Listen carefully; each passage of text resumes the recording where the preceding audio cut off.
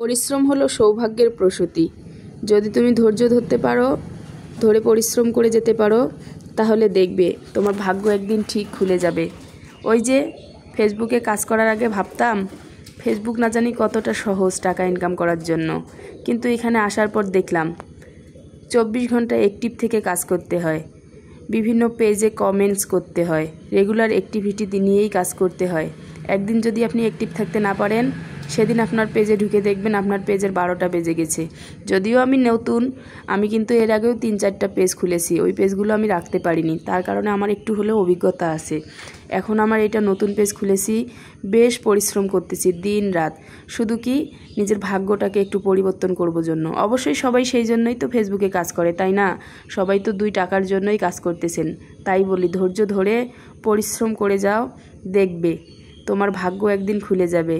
আর এটা একদিনে হয় না, পরিশ্রম করে ধৈর্য ধারণ করেই এই সফলতা আনতে হবে। তো সবাই ভালো থাকবেন, ভালোবাসা রইল সবার জন্য। আল্লাহ হাফেজ।